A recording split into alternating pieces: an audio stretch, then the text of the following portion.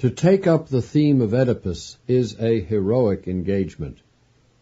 Can you imagine the weight that falls when opening yet again the pages of Sophocles' play, the play that Aristotle used for explaining the nature of tragedy, that Freud used for explaining the nature of the human soul, the volume that drowned with Shelley off Lerici, a tale of a hero told by Homer and Aeschylus and Euripides as well, and retold by Seneca, Hölderlin, Hofmannsthal, Voltaire, Gide, and add to that the shelves of scholarly apparatus, interpretations, commentaries, arguments, and then to bring this inhumanly heroic theme in public ostentation, the heroism, the hubris, or chutzpah, is beyond all decent proportion. So it is necessary, before we begin, to acknowledge a god in today's work, Apollo, and his hero Oedipus, so that they do not devastate us with surprise. We confess at the outset to the lure of the Apollonic hero, so as not to fall prey to the myth itself, to its self-blinding propensity, its badgering persistence to discover and expose, its patricidal impulse to kill old kings, and to its incestuous inflation that could produce as progeny yet one more incestuously psychoanalytic paper on the Oedipus complex. By this opening propitiation, I beg that the myth not be mine. May Apollo stay distant, as is his nature, as well Oedipus and Laios and even Tiresias, and the ancestors Sophocles and Freud too. Allow me to accord you reverence, yet kindly afford me safety from your sway while in your presence.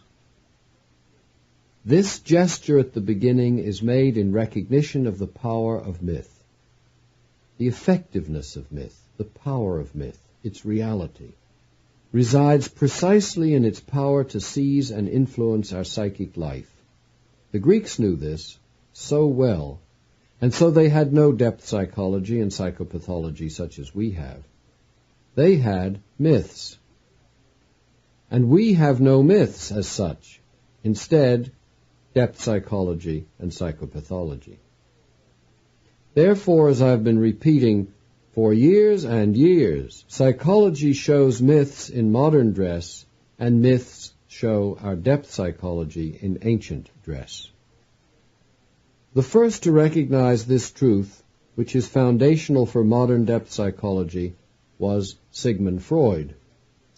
The first to recognize the implications of Sigmund Freud's relation between myth and psyche, between antiquity and modern psychology, was C.G. Jung.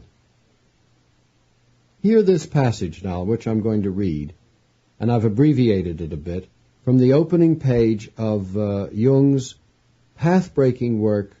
In English, it's Collected Works, Volume 5, Symbols of Transformation, the very opening paragraphs.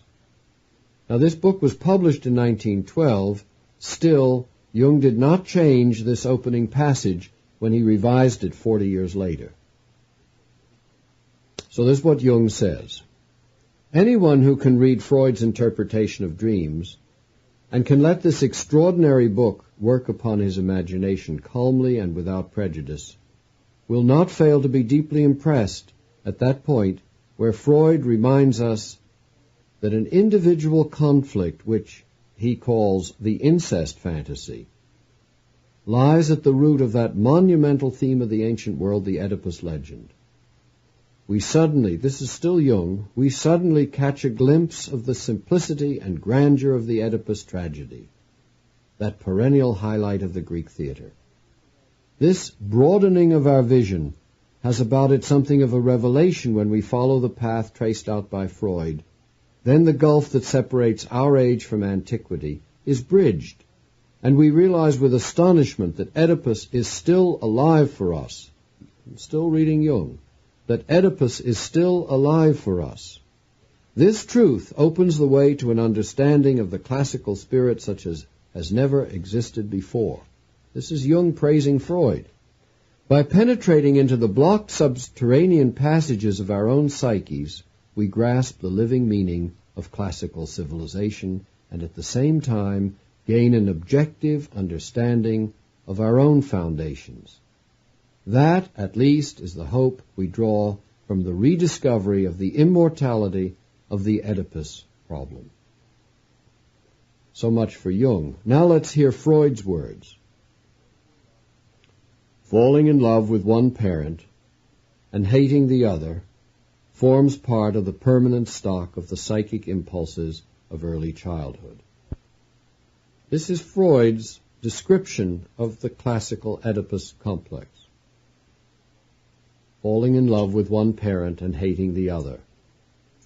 Antiquity has furnished us with legendary matter which corroborates this belief, and the profound and universal validity of the old legends is explicable only by an equally universal validity of the above-mentioned hypothesis regarding the psychology of children, that is, falling in love with one parent and hating the other. Freud goes on, I am referring to the Oedipus Rex of Sophocles. Freud tells the story, the plot, the mythos. Our word for the way we translate mythos is plot. The Greek word for plot of a story was the mythos, myth. Then Freud says, the action of the play consists simply in the disclosure, approached step by step and artistically delayed, and comparable to the work of a psychoanalysis, that Oedipus himself is the murderer of Laios. Now, this analogy between the poetic art and the artfulness of psychoanalysis, Freud states again. This is Freud. As the poet, by unraveling the past, brings the guilt of Oedipus to light, he forces us to become aware of our own inner selves. Then he says, if Oedipus Rex moves a modern audience no less than it did the contemporary Greeks, the only possible explanation is that there must be a voice within us which is prepared to acknowledge the compelling power of fate in the Oedipus. His fate moves us only because it might have been our own, because the oracle laid upon us before our birth the very curse which rested upon him.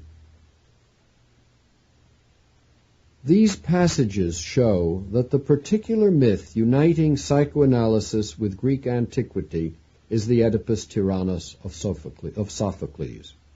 When I say Oedipus Tyrannos, it's also called Oedipus Rex, Rex being the Latin word for Tyrannos in Greek.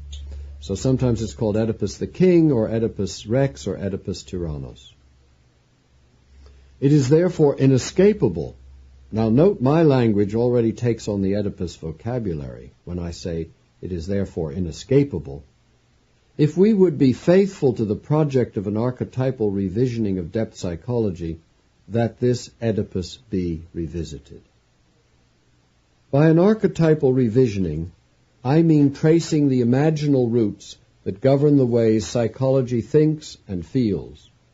I mean restoring behavior to its fictions, an epistrophe of life's blind enactments and sufferings, which we call abnormal psychology.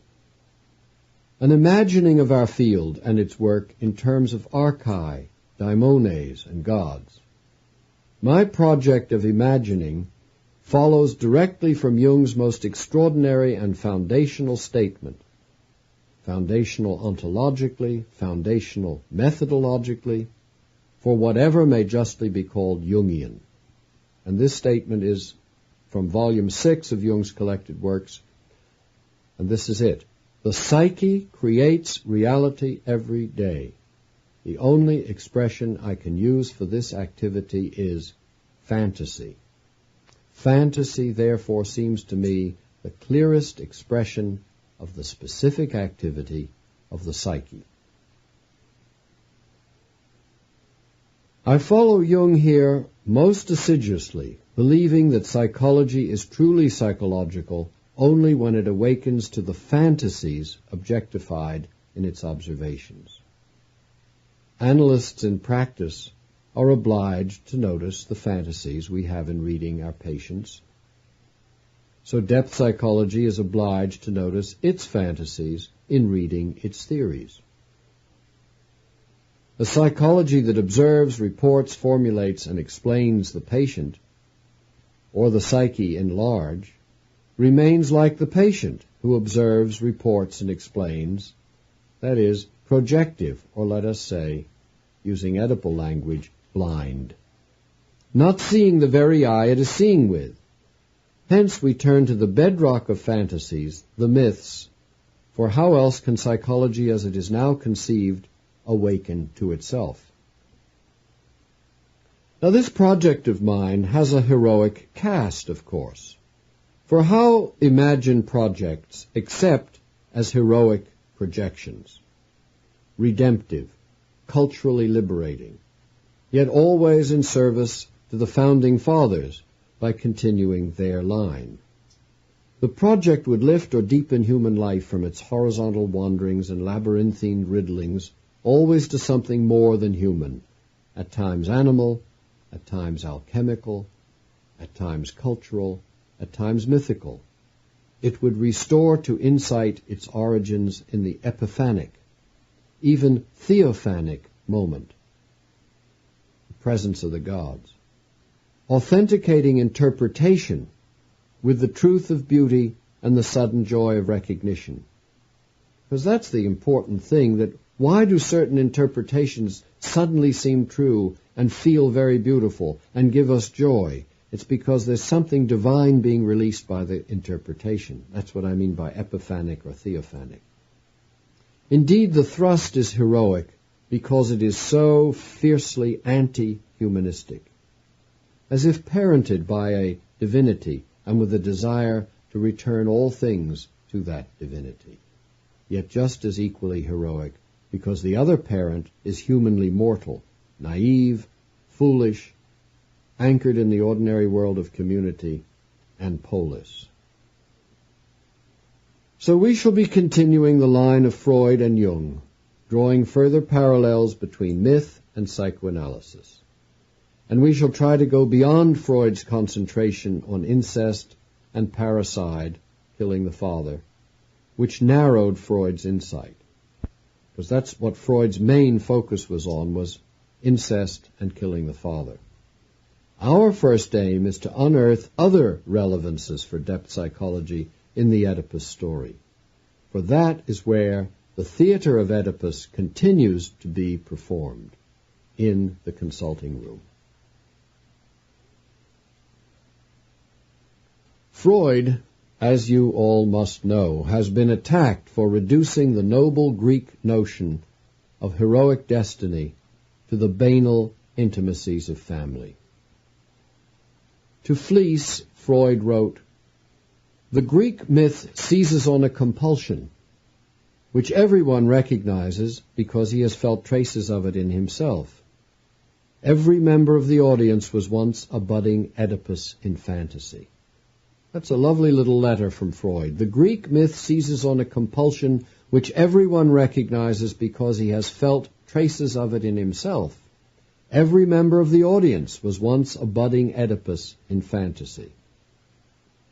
Moreover, detractors say Freud got it completely wrong. He tells the tale so that the murder of the father results from desire for the mother. Whereas in the play and legend, first came the murder and then the incest, and an incest without lust. Freud emphasized the mother, providing the ground for his materialist reductions. However, according to the legend, we fall into the arms of the mother only after killing the father. Let me say that one again. We fall into the arms of the mother only after killing the father. The seduction of mater and materialisms of whatever sort are consequent to the murder of the unknown father. When we kill the father, we are Oedipus. Who, what, where is this unknown father in actual psychology? I have to assume that any contrary spirit that cannot be evaded may be an unrecognized father. Do we not meet a father in those moments of obstruction which narrow the path to single-mindedness? Those moments of resistance when we will not give way to what crosses us? Jung once defined God with these words. It's a quote from Jung. To this day, God is the name by which I designate all things which cross my willful path violently and recklessly, all things which upset my subjective views, plans, and intentions, and change the course of my life for better or worse. All things which cross my path violently and recklessly. Jung defines God with those words. By resisting the unknown that crosses my subjective views, plans, and intentions, I kill the Father. I do not let myself be moved by the chance spirit which blows for ill or good, or both. Resistance is indeed central to analysis, for it is essential to Oedipus's heroic style. Yet at the same time, this style accords a fathering power to the other, unconsciously acknowledging that the other crossing my way has the fathering power to change my life. It is my king, this other. The other's great no fathers me by standing in my way. Strife, war, polemos, said Heraclitus, is the father of all things. The critics also say, because of Freud, every family reduces to the single same account, a monomyth, and myth itself reduces to compulsions and repressions derived from family. The battles with cosmic fate become the repression of desires. A human life is not called by fate, but compelled by desire, if we follow Freud. The tragic hero Oedipus becomes little Hans with a phobia, and the Oedipus which is in us all becomes a 5-year-old child, a little bud of lust and murder. And what a curse Freud put on family life. I will never come near my parents, swears Oedipus. Separation, suspicion, ignorance, abandonment, incest, infanticide, suicide, mutilation, and cursing into the next generation when old Oedipus at Colonus turns his wrathful back on his fighting sons. Of course Freud got it wrong, but I'm not joining with his critics.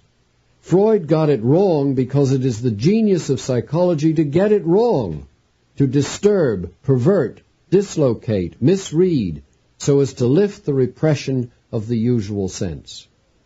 Psychoanalysis goes wrong in order to keep close to the wrongness in the case, whatever the case may be. Pathologizing is homeopathic. Like cures like. There must be madness in the method if the method would reach the madness. Besides, there are other ways of reading Freud. Yes, he did secularize fate into ordinary family emotion, and cast his dark pathologized eye on family phenomena. But at the same time, Freud ennobled family with a mythical dimension, for his pathologized view was at the same time a mythologized view, confirming once more the root metaphor of depth psychology. Mythology presents pathology, pathology, mythology. We require both to grasp either. The infusion of Greek myth into the medical, academic, commercial, and often Jewish Vienna of the 1890s, Freud's world, and the world of his clientele, brought to family a transparency beyond bourgeois materialism and its hysteria.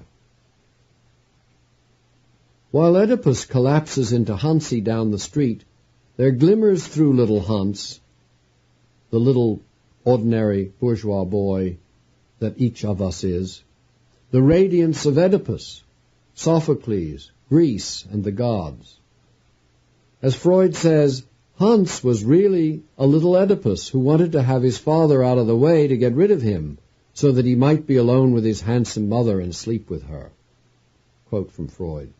Really, that is Freud's word. Hans was really a little Oedipus. What is really at work in the case is myth. What is really going on in family is myth. To feel myth in the daily world, just stay home with the family. Of course it drives one crazy. By returning family back to mythical figures, Freud performed an epistrophe, that is, a taking things back into myth. He reimagined our desires, our phobias, our childhoods. He relocated the human world in the mythical imagination. The world parents of creation myths become the parental world. The parental world became our culture's creation myth. You realize that our culture's creation myth is the parental world. We believe it all began with our parents. At once, this is personal, secular, and historical. Parents gain supreme authority in the generation of the psyche's cosmos. Whether actual, whether imagos, whether archetypal mother and father, parents become the great dominants. A father's terrifying authority arises not because of introjected conventional religion, which Freud abjured, or because of patriarchal social norms, but because of myth. In the father, according to the Freudian Oedipus complex, in every father is Laios and Apollo, and the myth embroiling Laios, and in the mother is the queen, the throne, the city. Of course, mother and father are powerful. Ever since psychoanalysis performs this epistrophe, if we read it in this light, ever since, psychoanalysts are the myth preservers in our culture. They go on ritualizing the Oedipal tale, go on affirming the cosmic power of parents and childhood for discovering identity. By divinizing the parental world, each patient discovers a budding Oedipus in the soul. We believe we are what we are because of our childhoods in family, but this only because the actual family is really Oedipal, that is, mythical. The actual family is really mythical. Even as actual sociological, statistical family life dissolves, psychoanalysis retains the myth. Early years and repressed memories are so fateful in our culture because psychoanalysis dominates our cult of souls, and Oedipus is the dominant myth practiced in the cult. Yet psychology believes in myth, practices myth, teaches myth.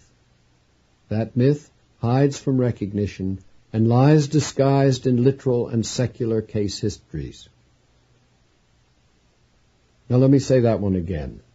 That myth hides from recognition and lies disguised in literal and secular case histories is appropriate to the very myth they teach, the tale of Oedipus, its disguises and pursuit of self-recognition. In other words, it's already Oedipal that the myth that goes on in psychoanalysis is hidden and we're always trying to uncover it. We must see this clearly. And here again I'm using Oedipal heroic language, seeing clearly. The fact that literal family holds such sway in analytic considerations is because we are each really Oedipus, and this not because our psyches want our mothers, but because we are in soul mythical beings. We emerge into life as creatures in a drama, scripted by the great storytellers of our culture. And as budding Oedipus, we immediately transpose the stock figures of mom and dad, or the absent mom or dad, as is mainly the situation today, or aunt, or stepfather, or daycare lady, whoever plays their stand-ins, into Jocasta and Laios, thereby ennobling desire, parents, memory, forgetting, foretelling, early family scenes, early abandonments, abuses, and mutilations, all the things that happened to Oedipus, of course, little boy and little girl wishes, and endowing these small pre-initiatory events with salient, inevitable determinacy. But none of this is literal. We must see this clearly. None of it can be taken at only this one level of historical fact. Not what happened in childhood, not your recollections of lust and hatred, not even what is recalled or not recalled, but buried, not your parents as such. All these emotions and configurations are ways in which we are re-mythologized. And that is why these emotions and configurations carry such importance. They are doors to Sophocles, and Sophocles himself a door. Their importance rises not from historical events, but by mythical happenings that, as Sallustio said, never happened, but always are. That was one of the old definitions of myth. It never happened, but always is. They never happened, but they always are as fictions. For the same reason, Freud's basic theory still dominates, and will. It too is myth, wearing the costume appropriate to the Negredo consciousness of science's materialism. What holds us to Freud, provoking countless retellings and commentaries such as this one now, is not the science in the theory, but the myth in the science. Freud wrote to Einstein in 1932, this is a piece from Freud, "It may perhaps seem to you as though our theories are a kind of mythology, and in the present case not even an agreeable one. But does not every science come in the end to a kind of mythology like this? Cannot the same be said today of your own physics?" This was Sigmund Freud to Albert Einstein. Individual patients struggling with self-knowledge are so convinced by the fictions of childhood because they are Oedipus, who finds who he is by finding out about his infancy, its wounds and abandonment. The entire massive apparatus of counseling, social work, developmental psychology, therapy in every form, continues rehearsing the myth, practicing the play in its practices. We're coming now to a section, an area that Freud didn't pay attention to, the political aspect of Oedipus. Freud is little concerned with the relation between the tragedy of Oedipus and the tragedy of the city. For Sophocles, the city is central to the play. The play is filled with longing to find the father and to cure the city. The mysteries of parricide and of the polis are inseparable. Only that resolution which cures the city can satisfy. For Oedipus, or any one of us, to find one's father and the truth of oneself is not enough, because there is a murder in the order of the world, and the world and the soul are inseparable. That is why the longing in the play is so intense. The world must be restored, not only its men and women. So the play is called Oedipus Tyrannos, Oedipus, ruler of the city, Rex, king. The play opens with the presenting complaints of a sick city. A priest of Zeus speaks to, or appeals to Oedipus. And the play, it starts this way. "The city, as you see, wastes in blight, blight on earth's fruitful blooms and grazing flocks, and on the barren birth pangs of the women. The fever god has fallen on the city, and drives it, a most hated pestilence." Oedipus replies, "I am not ignorant. Well I know you are all sick, and in your sickness none there is among you as sick as I. For your pain comes to one man alone, to him and to none other. But my soul," Psyche is the Greek word, "groans for the state, for myself and for you. Know that already I have sought and found one remedy." In this passage you see that the king has taken on the city and its people as himself. He calls them his children, tekna. He identifies his condition with theirs. He is the city and its people. We are dealing, however, with something beyond the symbolic significance of kingship, and rather with the interpenetration of sickness among the polis, its people, and the individual. All are sick together, individuals, community, and government. Private and public cannot be separated. The gods do not affect individuals and families alone, or only human beings. They affect the land, the crops, and the herds, the institutions of state. A city, too, can be pathologized by mythical factors, exactly what Jung said in his essay Wotan in 1936. The gods live in the polis. Depth psychology has drawn conclusions from the play about the suffering of soul in the family. Depth psychology can draw further conclusions about the suffering of soul, psychopathology, in the city. How does a city act when it is sick? What moves do its rulers make? What notions of remedy arise from a sick city? First, the sick city calls upon the leader to find remedy, equating the king with the city. The government's responsible, the people are children. Second, the leader calls on Apollo to reveal the cause and the cure. And Oedipus sends his brother-in-law off to the Apollo oracle to find out what to do. The government turns to Apollonic consciousness, Apollonic means of diagnosis and correction, and the government speaks in God's name. God proclaimed now to me, for me and God and for our land. Now, as you hear me read this, just think how close this is to things that we do in our modern governments. Third, the sick city summons the seer, the shaman, or prophet.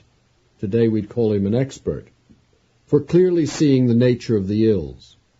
Oedipus sends for Tiresias, because what he sees is most often what the Lord Apollo sees. Fourth, the city purges, Oedipus says. I will disperse this filth. Lord Phoebus, that's the sun or Apollo, clearly bids us to drive out a pollution we have nourished in our land. Oedipus speaks of purification, expulsion, punishment. He curses those who would not obey him. As there is one remedy, the oracle of Apollo, so there is one villain, the scapegoat murderer. Creon, returning from the Pythian oracle, speaks of robbers in the plural. And Oedipus, in the next speech, contracts the plural to the singular. The indefinite plural murderers become the single scapegoat on whom all blame shall fall. I forbid that man, whoever he may be, my land, and I forbid any to welcome him, or cry him greeting, or make him a sharer in sacrifice, or offering to the gods, or give him water for his hands to wash. I command all to drive him from their homes, since he is our pollution. Fifth, the sick city makes edicts. Oedipus says, I forbid, I command, I invoke this curse. In these early passages of the play, he speaks as the voice of the city, whereas Tiresias uses ego 8 times in their exchange, referring to himself as a person. Oedipus, tyrannos, is the state, an utterly public figure. The state is me. These 5 solutions, and let me repeat them just quickly. A single answer to a complex problem. Second, the appeal to Apollo, or Apollonic thinking. The reliance upon the prophetic seer, the expert. The language of pollution and expulsion, that something is wrong and we have to get rid of it. And apodictic declarations in God's name. These supposed solutions are actually manifestations of the city's sickness. They're diagnostic signs. The solutions imagined by a patient for his illness belong to the image of the illness. That is why therapists listen closely to what the patient wants at the beginning of therapy. How the patient imagines remedy and what measures he is already pursuing show how the patient is constellated by his condition. The solutions to the problem of Thebes present the problem of Thebes. The city suffers because of Oedipus, of course. Every playgoer knows that. The city suffers much more profoundly, however, from the Apollonic way in which it reflects on its suffering. Oedipus is the scapegoat because the city imagines itself in the manner of expelling evil, and it finds the scapegoat as prophesied because its consciousness fulfills its prophetic structure. Phoebus, who proposed the riddle himself, should give the answer, who the murderer was, says the chorus. The chorus does not altogether follow the Apollonic mode. It's different. The chorus is different. The chorus extends the divine background. It mentions Zeus, Fates, nymphs, Pegasus. It refers the pestilence to Ares and calls on Athene, on Artemis and Dionysus for protection, even suggesting for Oedipus other gods who could have fathered him other than Apollo, Pan, Hermes, Dionysos. So the chorus embraces a vision wider than an Apollonic notion of government and cures for its ills. The city is sick. Shipwreck is the term in the play. The marketplace is in turmoil, the youth in the streets, the crops, the herds, the women barren, to all of which there is one appeal and one solution according to the Oedipal and Apollonic mode. That is, blame Oedipus, find the scapegoat, or as it says in Shakespeare's Henry V, lay on the king. But there could be other ways than the 5 measures we've just specified. And we should hear those 5 measures carefully because they're still operative in the way we think about our sick city. If we listen to the chorus, then we would look for the other remedies backed by other gods. When the institutions of the state are in shipwreck, then turn to the institutions themselves. Don't look outside for a single solution. If the crops, then why not a Demetrian remedy? If the women, then the protections of the marriage bed and childbirth. Concrete measures conceived in response to concrete cases. A differentiation of the single illness according to its many manifestations. This is a pragmatic and non-heroic approach, and it is much useful in a modern city. The problems reside not just in City Hall or the White House. Kicking out the king will not change the school system or the high cost of highway repair, but alter the architecture, the waterworks, the marketplaces, the child care, the traffic patterns, and the city itself changes. Healing takes place without a master plan or edicts from above, but by honoring the varieties of gods in the specific, concrete places of their presences. Now let's look at these places, the actual places mentioned in the play, the landscapes. Oedipus is born in Thebes of his natural parents, Jocasta and Laios. He is raised in Corinth by foster parents. But his native land is neither, since he is expelled from the home of Thebes and leaves the home of Corinth. His landscape is in between. The in-between place appears in the story as the crossroads that is neither Thebes nor Corinth. And the in-between place appears also as the landscape of Mount Kithyron. The Theban shepherd takes the infant Oedipus to this mountain, where he is rescued by the Corinthian shepherd. The chorus, addressing Kithyron, calls Oedipus a native of your land. Kithyron is his nurse and mother. Tiresias predicts that this mothering mountain shall provide no harbor, offer no corner for his cries when Oedipus is blind and in exile. Aeschylus says blind old Oedipus wandered the mountain. Natives there were said to show a spot that, following the text, is his grave. Oedipus himself says near the end of the play, Kithyron, why did you receive me? Then turning to it finally, near the very end, leave me live in the mountains where Kithyron is. That's called my mountain. Now what is Kithyron? Why there his home, his infancy, his despair, his grave? What has that landscape to say about Oedipus? And what does my landscape say about my human nature? What is the relation between one's identity and one's geography?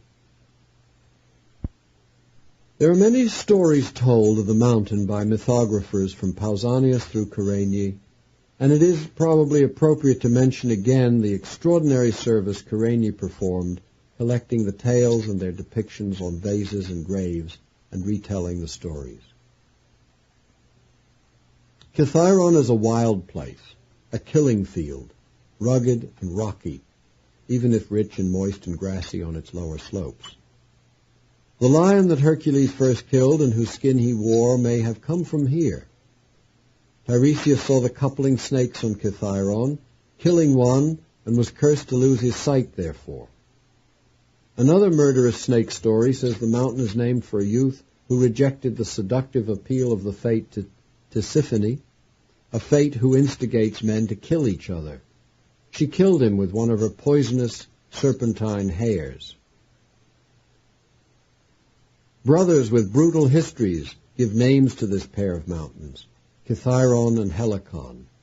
Kithiron, the first brother, envious and greedy of his father's domain, pushed his father off the mountain, and then he too fell from the same cliff.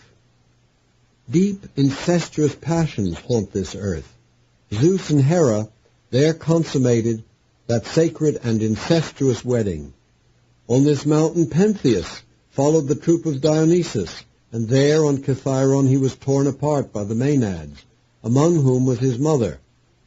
Deep passions, killing fields, madness. Concerning this madness, listen to this piece from Plutarch. On one peak of Kithiron is the cave of the Sphragidian nymphs, and many of the natives were possessed, nympholepti, which means seized by the nymphs, like epilepsy, nympholepti, seized by the nymphs. Fraser comments on the passage, saying that the nymphs were mischievous at noon, especially at summer noon. The places of great danger of being seized by nymphs and so made mad were wells, springs, rivers, shadow of trees, and, quote, at crossroads, for these places are their midday haunts, and a man who lingers there may be struck by a nymph, the consequences of which would be some mental or bodily ailment, generally the loss of reason.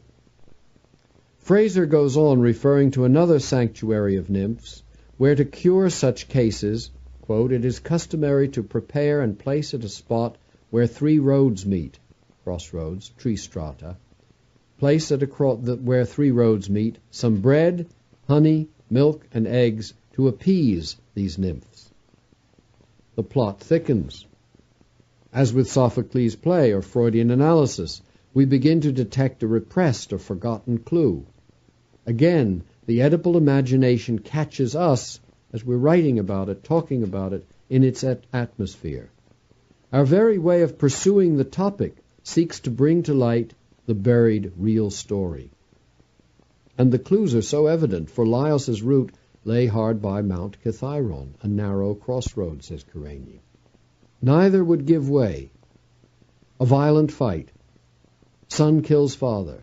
The place is several times called a triple way, 3 strata. As to the time of day the men met, the play does not say, but Phoebus Apollo, the bright solar god, is its tutelary spirit throughout the whole play. The entire drama is under the blaze of noon, when nymphs are most dangerous. No appeasing bread, honey, milk, or eggs, no soul food at this crossroads. What sudden madness, what loss of reason overcame them? Was it nympholepsy? Did the nymph of the place seize the 2 men, so much alike as Jocasta, who knew them both, says? The elder one, Laios, sterile, who had repeatedly been to the oracle to request a child, and then siring one, orders him slain, and who has taken another man's son as his lover, and about that we'll have more to say later. And the other man, Oedipus, who had overcome the Sphinx with his wit, as he says, solved the enigma as a riddle, a problem. Hey, no problem for Oedipus. Not ever seeing, as Jung says, that she, the Sphinx herself, was the problem. Not ever seeing the monstrosity, having so very little wit that he hears no warnings, lives and breeds with his mother without ever seeing, without ever knowing. were they both, father and son, so much alike, susceptible to nympholepsy, to noon's shadow, that high solar madness called superbia, we call it pride or arrogance, a soullessness or absence of anima, and therefore psychologically inept. Like the play, and like an analytical session, we shall have to postpone the denouement of this anima question until the end of our analysis. Besides this particular theme of the nymphs and the anima, there is a wider inference to draw. The nymph who strikes is the mood of the place, the face and form of a landscape. Gestalt psychology calls this embodiment of mood in a geography its physiognomic character, an actual physical setting, a well, spring, tree, crossroads, is animated. The airs, waters, places are ensouled. Our souls on earth receive the earth in our souls. Let me say that again. Our souls on earth receive the earth in our souls, an idea once expressed as the individuating effect of matter. Oedipus of Thebes and Corinth and Colonus is also of, and mainly of, Kithyron. Do we not learn something more from Sophocles than Freud transmitted? Is there not a shaping of human natures, and thus our human destinies, by the shape of the nature in which we live? Geography, too, parents us. Freud rewrote Napoleon, a very famous phrase of Napoleon, so as to say, Freud, anatomy is destiny, by which he meant that men and women are different, and women's anatomy determines their destiny.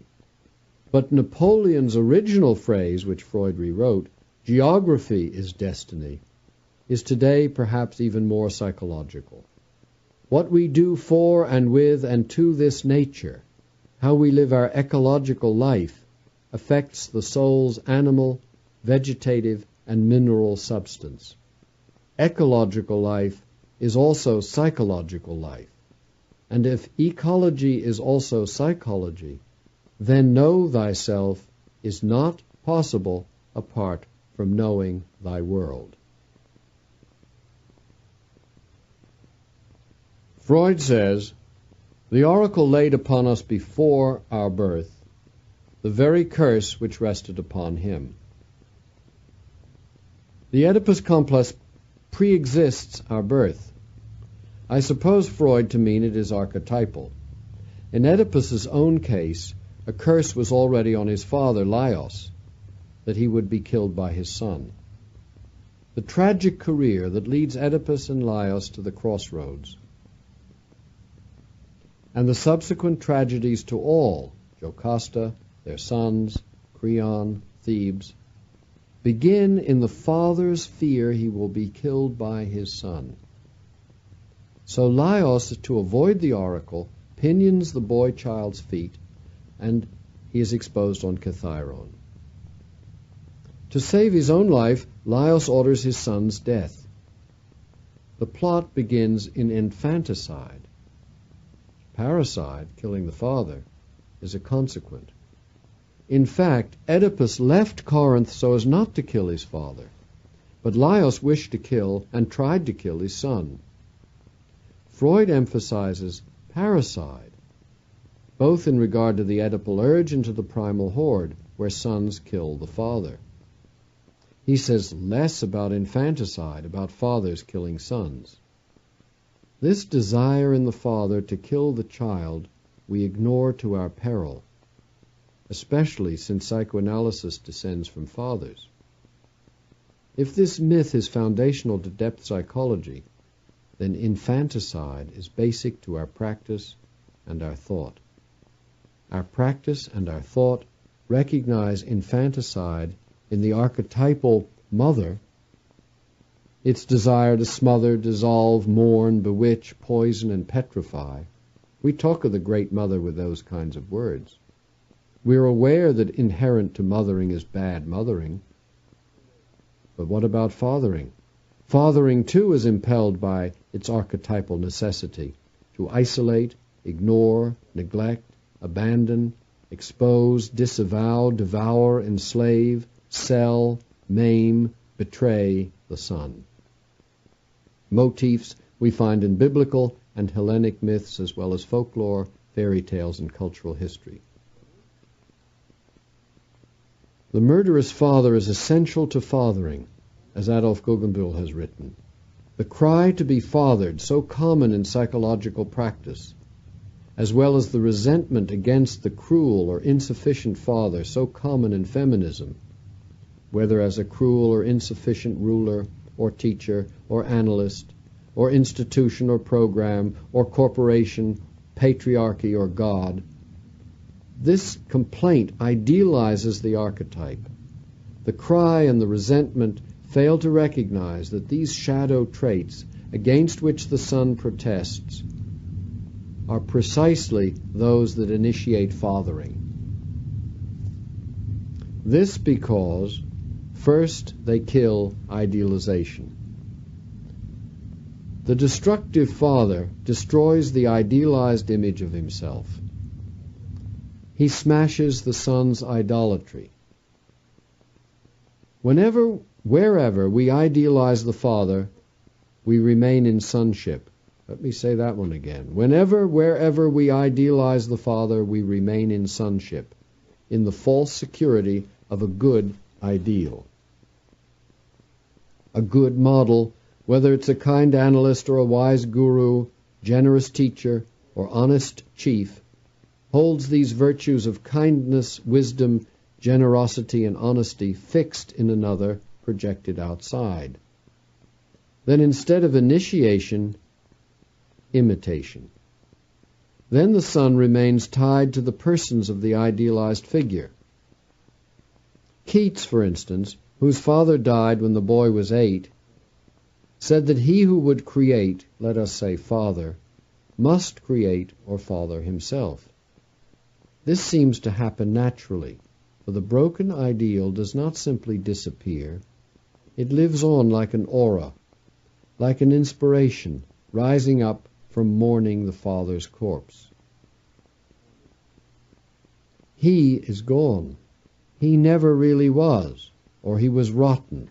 All those complaints about the absent father, the bad father, never a real father. And the putrefactio of the idealized image, experienced as mourning, the father begins early and continues long. Let me say that too again. The putrefactio, that is this disintegration and rotting of the idealized image experienced in mourning, the father, begins early and continues long through life, because it is essential to the initiation of idealizing child into man of ideals. Instead of being an idealizing child, we become slowly a man of ideals. For the ideals return, released from imprisonment in idealizations of a father image, settling down in the work of life or the life of work. They begin to be realized in those fathering acts that Keats called soul-making, and the opus becomes father, teacher, and master. The work itself becomes the father, the teacher, the master. Second, the terrible traits in the father also initiate the son into the hard lines of his own shadow. The pain of his father's failings teaches him that failure belongs to fathering. Failure belongs to fathering. The very failure fathers the son's failings. The son does not have to hide his share of darkness. He grows up under a broken roof which nonetheless shelters his own failings, inviting him, forcing him to be dark himself in order to survive. The commonality and commonness of shared shadow can bond the father and son in dark and silent empathy, as deep as any idealized companionship. There's something else important about the terrible traits in the father. They provide a counter-education. How better bring home a true appreciation of decency, loyalty, generosity, and straightness of heart than by their absence or perversion? How more effectively awaken moral resolve than by provoking moral outrage at the father's bad example? The prophecy before the birth of Oedipus states the result of Laios' attempt to avoid the prophecy. Taking action to avoid the prophecy fulfills the prophecy. It's a strange fact, but that's what happens. Taking action to avoid the prophecy fulfills the prophecy. Hence the feeling that oracles are inescapable, foredooming. But the doom is not in the prophecy, it is in the action taken when one hears the oracle literally.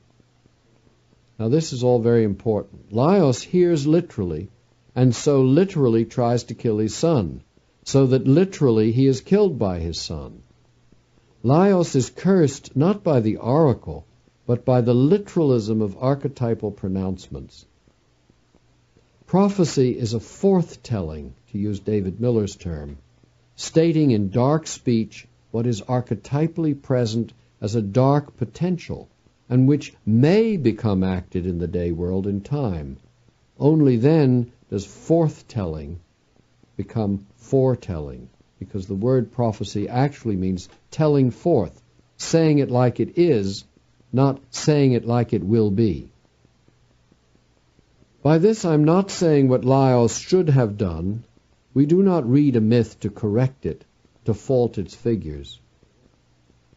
We read a myth to learn what it tells about psychic figuring, how the psyche configurates, figures out patterns of life. We read Oedipus to learn what it is to be a killer, not only of one's father, but also, because of Laios, of one's son. We read Oedipus also to grasp something of the relation between what Sophocles calls a bad, ugly, or evil oracle, the literal understanding of an oracle, and the killing. This myth is replete with oracles, even depends on oracles for its tragedy. First, the oracle to which Laios went several times so as to have a son. Then the oracle to which Creon goes to find what is wrong with the city. Then there is the Sphinx and Tiresias. How do oracles fit into the tragedy? What do oracles, or why do oracles, belong to the action of the Oedipus play? Therapists often listen to dreams as oracles and turn for predictions to horoscopes, tarot, and the I Ching. They want to caution a patient, a supplicant, from a course that they predict will otherwise blindly lead to tragedy. This oracular way of hearing may indicate neither the therapist's shamanistic insight nor his practical perspicacity, nor even a Jungian belief in the unconscious. Rather, this oracular way of hearing may be showing the undying effect of Oedipus upon analysis.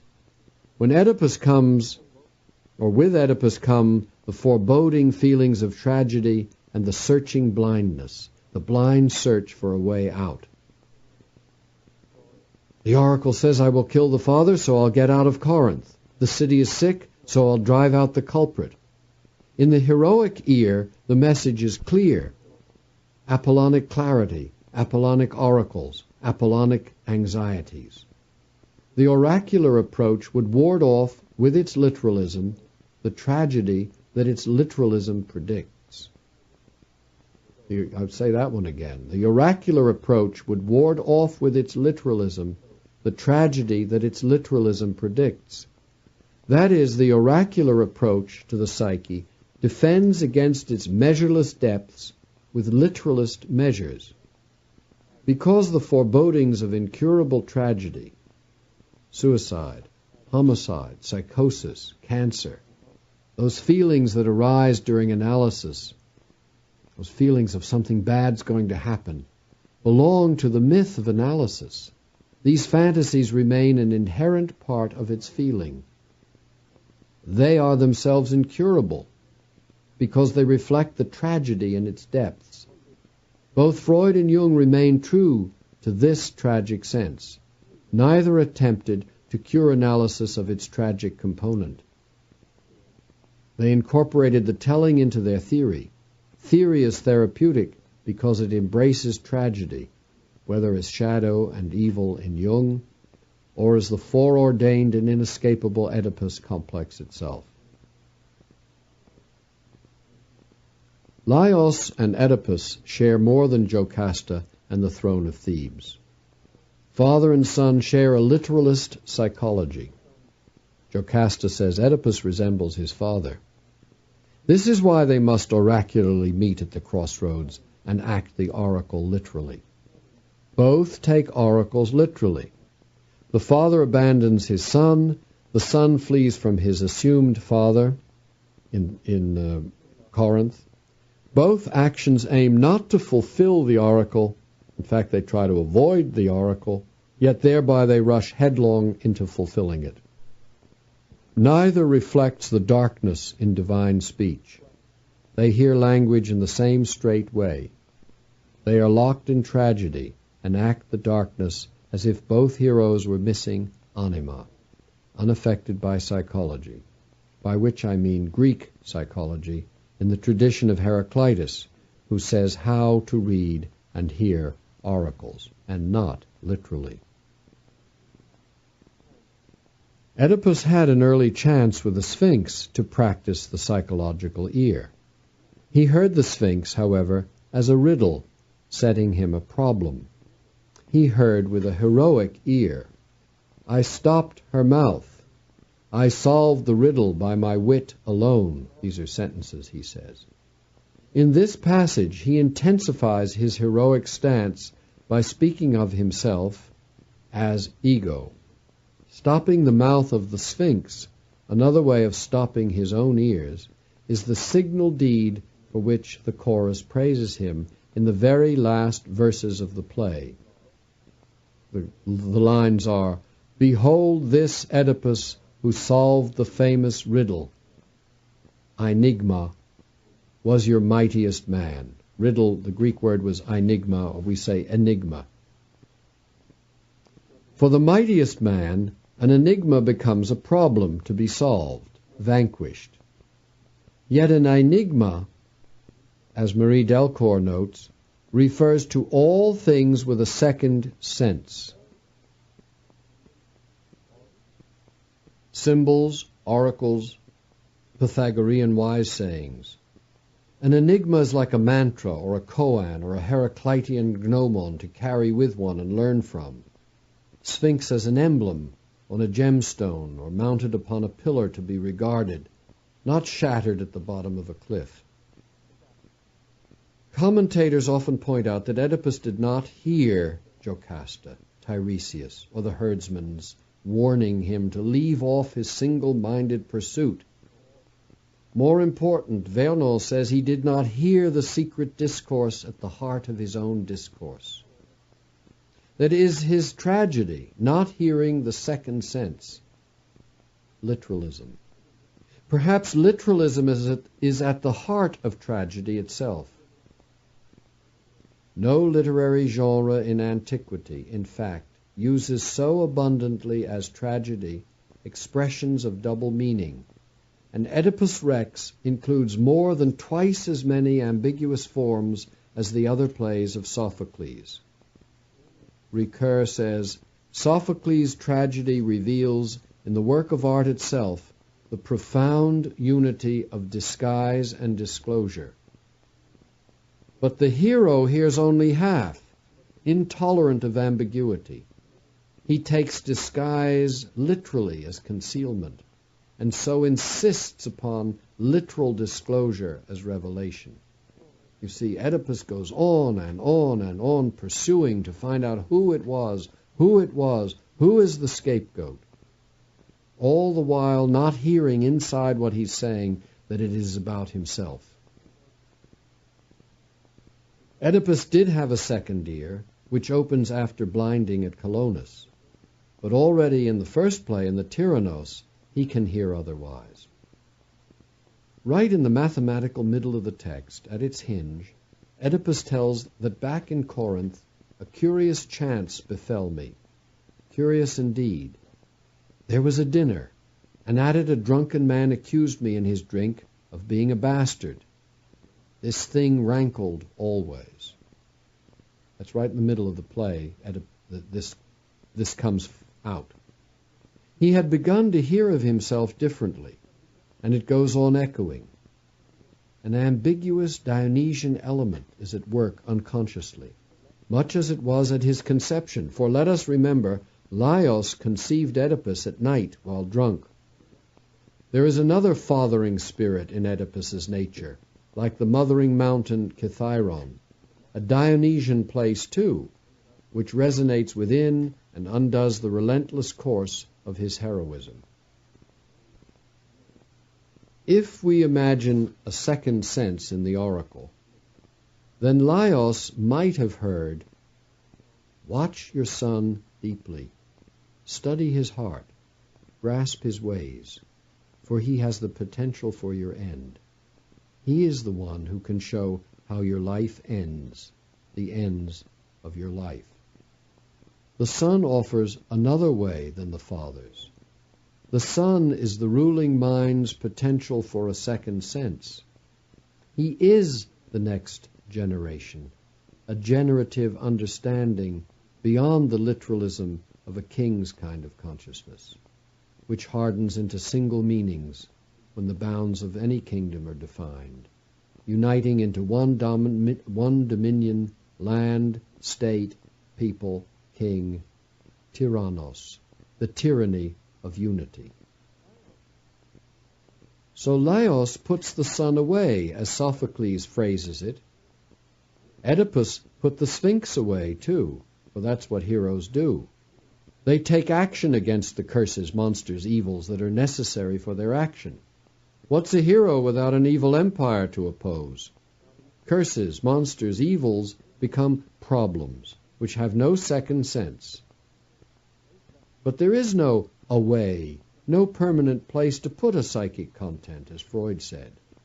The repressed returns, in this case, from that murderous place, Kithyron, the unconscious as a landscape of killing. Oedipus returns to kill the father who intended to kill him, even though Oedipus says, quote, "I did not wish to kill my father." This Laios could not have said about his wish toward his son. In both cases, wishes and intentions are irrelevant. Tragedy comes from oracular literalism and the literal flight from it. Oracular literalism, heroic action, and tragedy twist into one knot. The two ways, the father's and the son's, come together at the crossroads. The text uses the word triple for this place in at least 4 or 5 different places. 3, triple, not opposite roads at cross purposes, but triple, several paths, various senses of direction, as the French sens, sentier. This crossroads, this metaphorical place, could be the place of metaphor, generative of various senses of direction, ways to go, ways to be, a crossing into a symbolic darkening of understanding, even a way below to Hecate's mystification. But Laios and Oedipus and the play belong to heroic tragedy, particularly to Phoebus Apollo. Apollo as raven, wolf, and killer is not seen or heard in the sunlight of heroic action. The crossroads narrows into opposites and the literal darkness of blinding. If Oedipus is our myth, analysts cannot be wary enough about reading dreams as foretellings and counseling actions from them. Just when we seem most on the track of clearing riddles, we may be on the road of tragedy. The conversations in analysis are always more than just about daily life or secular. There is a further sense, once called anagogic, in every analytical utterance, because Freud brought in myth, and myth brings in gods. Each time we read literally in an oracular way, attempting to do Hermes' job of connecting worlds, and Hermes is not an oracular god. There were not oracles of Hermes.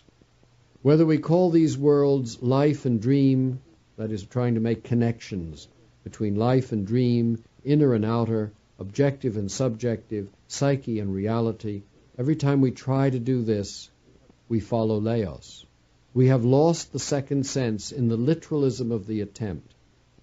Hermes makes the connection, and hidden connections, as Heraclitus said, are the best. The clear, unambiguous connection may kill the child, the next generation. Now, what I'm proposing here is that infanticide is a mythic manner of imagining literalism. I'm elaborating an equation I've made once before, that the archetypal child personifies imagination. If killing the child means killing the second sense, then infanticide is the mythical equivalent of literalism. This further implies that literalism, when it is the father's desire to kill the child, is the semantic equivalent of the father-son conflict. The father-son conflict, discovered in myths the world over and often presented as the key to Oedipus Rex itself, is not its tragic arche. It's not the basic root. It's not a father-son conflict. Rather, the father-son conflict will be seen as the root when we are Oedipal in our imagination, assuming all things start in family. See, once you believe all things start in family, you're already in the Oedipus myth, and then you're going to see the father-son conflict as the basis. But prior to that conflict is a kind of way of thinking and speaking, or Oedipal discourse, that does not hear into its own speech. A literal discourse, a single meaningness, would do away with the ambiguity that necessarily arises when sharing a kingdom with the next generation. To go yet further, as I discussed in my book, The Dream in the Underworld, literalism accompanies heroic action. Because the hero begins often as an object of infanticide, you know that the hero is often an abandoned, endangered infant, that they try to kill the child, the parents or the king or whatever. The repression of the second sense, the repression of this second generation, the next generation, the second meaning, the second sense, is exactly how heroism begins. Therefore, our culture's current focus on abandoned, exposed children is but another part of our culture's heroism. I'm suggesting that heroism forms discourse itself, not merely with verbs of action or muscular prose, but as a literalistic opposing sense. The second sense, when abandoned by the first, is now single and itself becomes literal. The second sense then returns from repression as a literal opponent to the ruling meaning, rather than as the sun renewing the realm with connotative extensions. You see, myths take place in discourse. They are enacted in how we speak. Is that not what the very word mythos implies? Alchemy knew this. The motif of king and king's son plays there such a part, for without the second sense, without the king's son, alchemy itself would perish. None of alchemy has only one sense. It cannot be read literally. And that's why people boggle over alchemy, because they can't read it literally. So the conjunction of Rex and Regina, king and the queen, the major opus, depends on the prior cohesion of king and king's son. We hear alchemy with the metaphorical ears of a bearded Rex, who is also a beardless son of the philosopher, who is also the sun. Otherwise, alchemy literalizes into either primitive chemistry, reading it literally as chemistry, or spiritual magic, reading it literally as magic. The infanticide, the desire to kill the next generation, explains something of Laios's history previous to our text. Aeschylus named the first of his Oedipus tetralogy. There was a group of 4 plays which he wrote about Oedipus and which are no longer around. He named the first of this tetralogy Laios, the father, the king, the father of Oedipus. And Euripides produced also a Laios. Neither of these plays still exists, though they are said to tell that Laios fell in love with the ravishing beauty of the son of King Pelops, the lad Chrysippus, and abducted the boy to be his lover. To Laios is attributed the first homosexual ravishment. He's called the inventor of pederasty, in the tradition of assigning the origin of a human trait, skill, or natural product to a god, a legendary figure, or community. That is, all things have an imaginal source in archetypal personifications. As punishment for his abduction, the oracle, or Pelops, we don't know the different stories, cursed Laios to be killed by his own son. In other words, that's the reason Laios got the oracle that he was going to kill his own son, was because he had abducted and ravished the son of King Pelops. Now Laios loved a boy and tried to kill his own boy. He could not generate, which was his reason for going to the oracle and for hearing it literally. His kingdom was barren already before Oedipus, before the Sphinx. Freud says boys want to be love objects of their fathers, a desire appearing in the clinical complaint and resentment we spoke of earlier. The sentence we hear everywhere, my father didn't love me. Plato's dialogue, the Laches, a dialogue in which fathers consult Socrates about the education of their sons, reports that everyone who is occupied with public affairs is apt to be negligent and careless of their own children. Fathers neglect their sons, do not fulfill the erotic bond because of the incest taboo. Fathers like Laios hear the taboo only literally, and so may love only other men's sons. Greek education, notoriously so tied with Greek love, portrays fathers loving other men's sons. As Eva Coyles writes, the archetypal homosexual relationship was that between a childlike boy and a mature man. The contact had strong paternal overtones. So much Eva Coyles. If Laios is cursed for pederasty, for abducting Chrysippus from Pelops, this pederasty results from his literalism. He hears the prohibition against incest as a prohibition against eros, and then the repressed returns as homoeros. Let me say that again. He hears the prohibition against incest as a prohibition against eros. So he cuts himself off from love for his son of any sort and loves then physically other men's sons.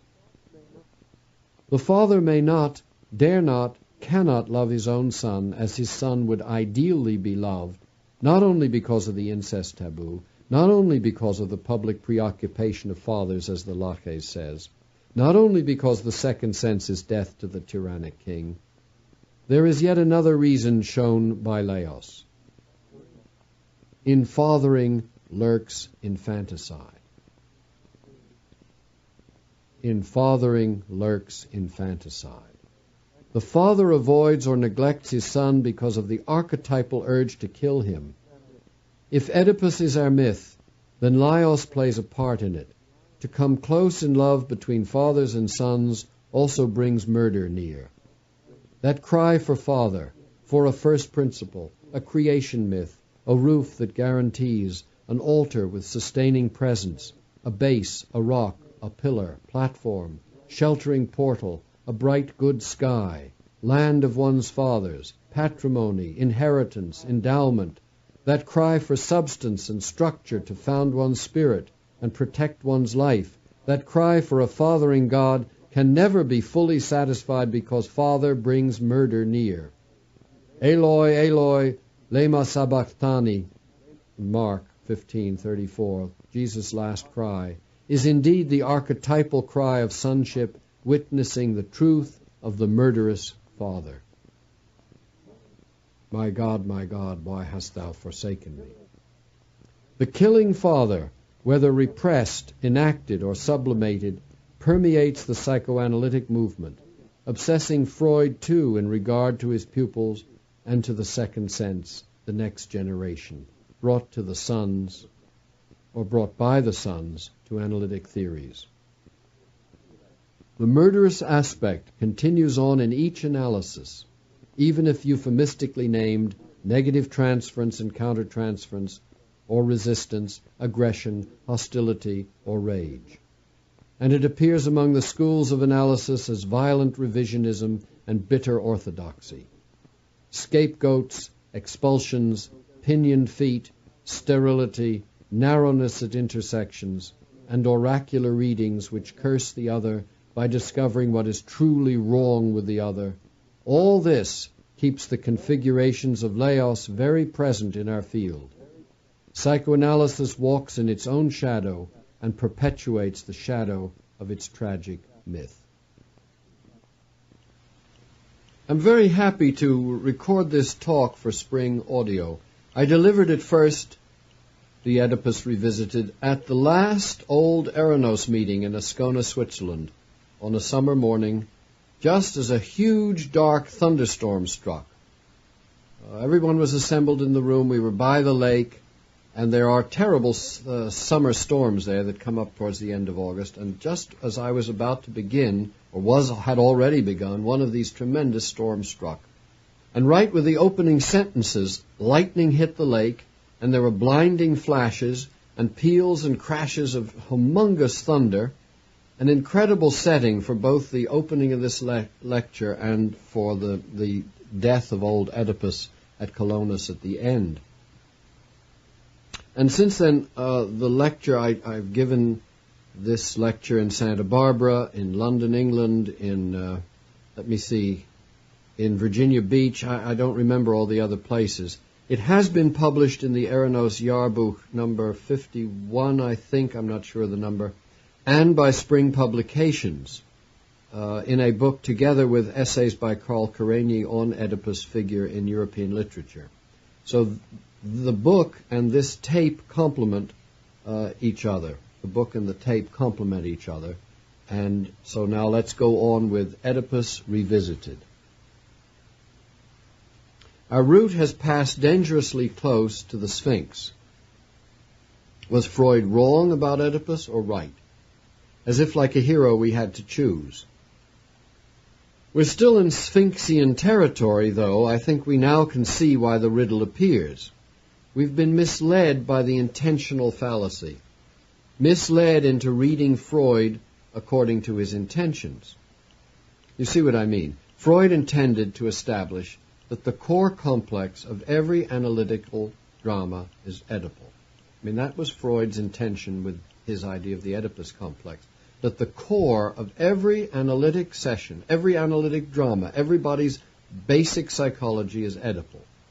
The basic content of the conflicted soul lies in childhood and its passions in regard to parents. Self-knowledge consists in uncovering this truth. That is the Oedipus myth enacted.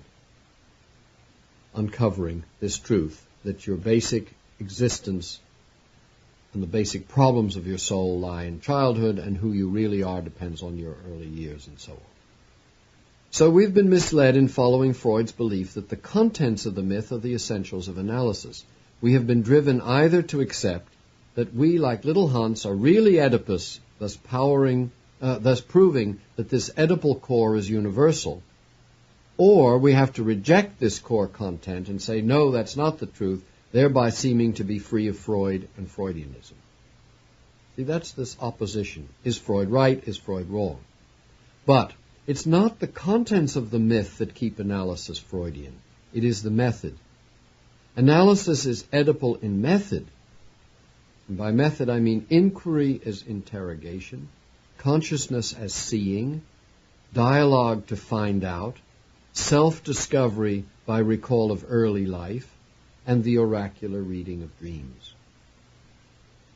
Inquiry as interrogation, that is, you keep asking questions. Consciousness means seeing or insight or seeing things. Dialogue is to find things out, and you self-discover by recalling your early life. The methods of analysis are the methods of this myth. Here we connect again with the Eranos theme that this lecture is part of, or crossroads.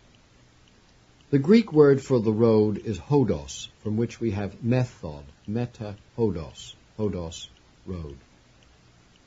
Can we imagine a way beyond the narrow and killing road by Kithyron, a way that would leave behind the dilemmas of this drama, not only in content, but in procedure, a way of analysis that remains a therapy, but not Oedipal and not Apollonic?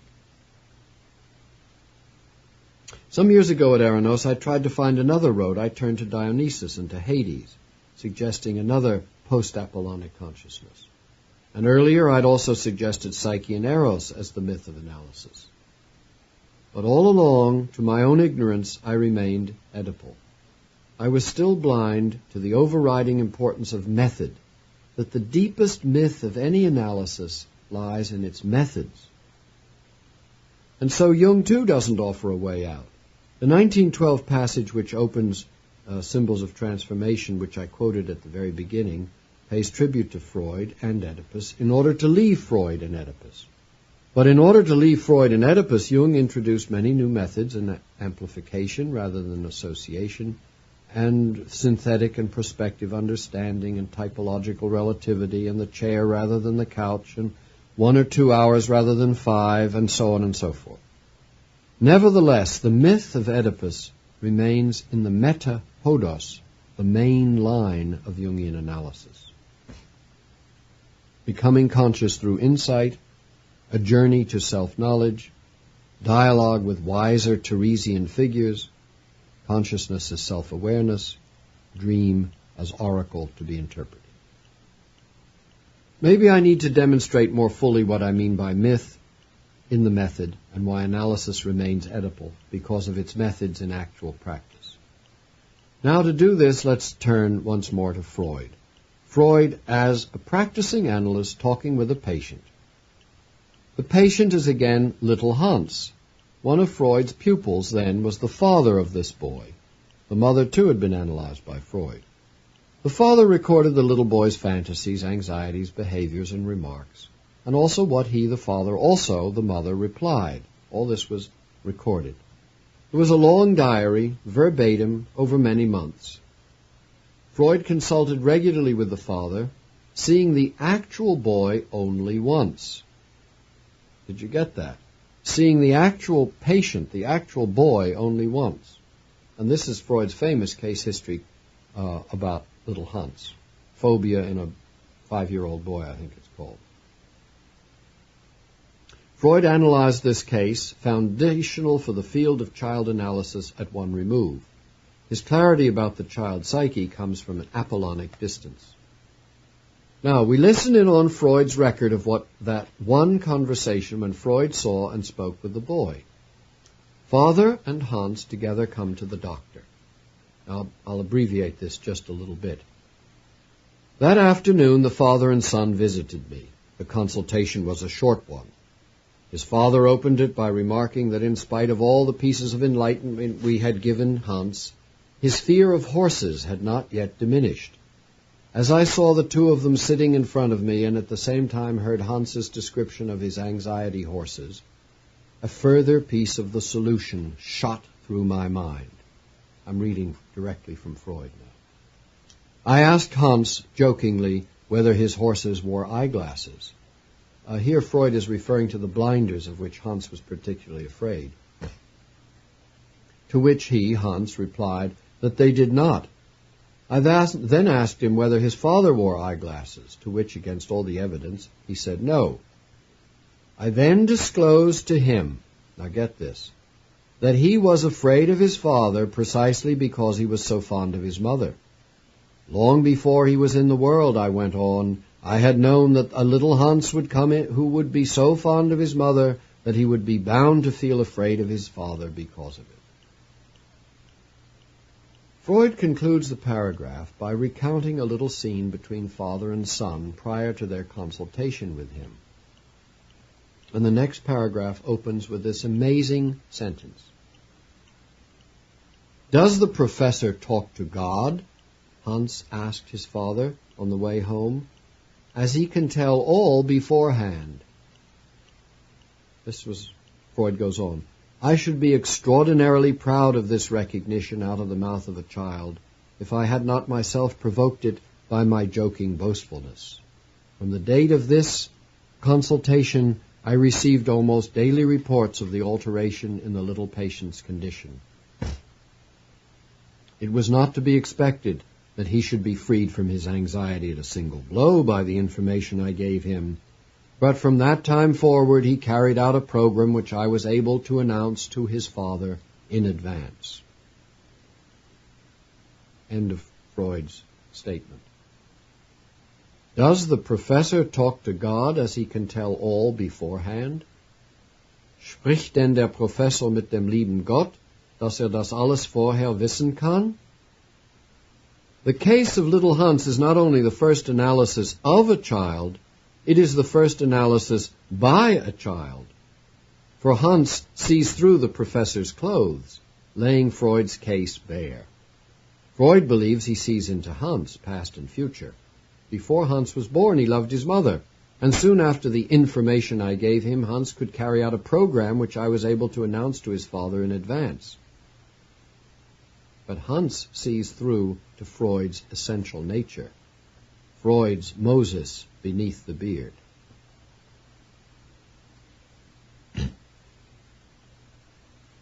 Where Freud sees Hans' blindness, that his father quite evidently does wear glasses, so that fear of the horse with blinders reduces to fear of the father, Hans reads Freud's inability to see that he stands in the middle of a myth, unseeing. Even the phrase, "a further piece of the solution shot through my mind," comes suddenly during the exchange about eyesight and blindness.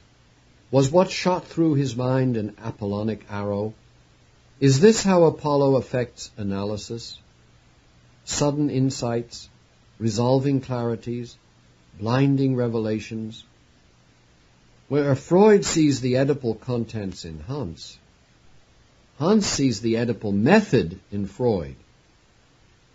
Freud the oracle. The professor talks with God and knows beforehand, like Tiresias, like the oracles to which Oedipus, Laios, and Creon turn in order to carry out a program. In the very moment of insight into Hans, Freud is blind to the process of insight itself because he is seized by its content. This is precisely how insight blinds. We are so fascinated by what we see, we do not see our seeing. The objective content of the insight stands forth, and we lose the subjective factor that makes this content visible in the first place. This is the Oedipal moment in the analytical method, when surety seizes, epiphanic, following upon a long coil of unraveling and piecing together. Freud sees Oedipus in Hans because Freud's method is Oedipal. As he said, the action of the play consists simply in the disclosure, approached step by step, and artistically delayed, and comparable to the work of a psychoanalysis. What Freud sees is the objectification of the myth he has imported into analysis by means of his method, that art of detection toward clarified solutions. That's the method. The art of detection toward clarified solutions. Freud is Oedipal. Our field of psychology is Oedipal because, according to Tiresias, the dominant characteristic of this blind man Oedipus lies in how his mind works. See, not his mother and his family and killing his father, lies in how his mind works, his superior heuriskein, as Tiresias says. And that word means discovering, finding, or figuring out. Precisely this analytic activity of figuring out keeps us Oedipal. We must pursue further this theme of psychoanalytic blinding. Blindness is the prerequisite of the Oedipal method in depth psychology, for it initiates self-searching. We start in the dark, unable to see what to do, which way to go, as if at a crossroads. We ask for light on the problems and insight into our natures. I mean, this is the way you are when you begin analysis, when you start to become psychoanalytic. We ask for light on the problems and insight into our natures. We want to see clearly what is wrong and rid our states of soul of their barrenness and blight, and thus find truly what we are. We turn to dreams as gnomic guides and piece out the puzzle step by step. Yes, to be in analysis, we must be blind. That blindness is today called unconscious. There are ways of being blind, as Oedipus, whose eyes are open and cannot see, as Tiresias, whose eyes are closed and is a seer. Still, both are blind. The language of light and sight and eyes permeates the play. Oedipus's self-blinding at the end of the Tyrannos is commonly understood as the revelation of his true character. He is concretely blind at the end because he is psychically blind at the beginning. Oedipus' blinding at the end, however, is the outcome of his method of proceeding. Pursuit, questioning, getting to the truth of himself, self-discovery. Know thyself here leads to equals blindness. When by pursuing the Oedipal method, finally I know who I am, the result is blinding and blindness. What Tiresias calls the double striking curse from father and mother both shall drive you forth with darkness in your eyes, results from the Oedipal attempt to see by interrogation and interpretation. Content results from method. The what that is discovered is utterly tied to the way it is discovered. The parental curses unfolded in an analysis follow from the tale into which we are enfolded by entering the original blindness that is the analytical premise. Its fantasy of a journey, a hodos, from unconsciousness towards self-discovery via seeing. For there to be an analysis at all, we must find ourselves tied to the parental world as unconsciousness, incestuously as Freud called it, or euroborically as Jung called it, and we desire heroically to free ourselves through insight. Oedipus says, I will hear nothing but of finding out the whole thing clearly. And Jocasta says, pleads to him, her last response, pleads to Oedipus for unconsciousness. Oh, Oedipus, God help you, may you never know who you are. Finding out who you are overcomes incestuous unconsciousness, and the analyst guides by having wider, deep-set eyes, Tiresian eyes that see into the dark.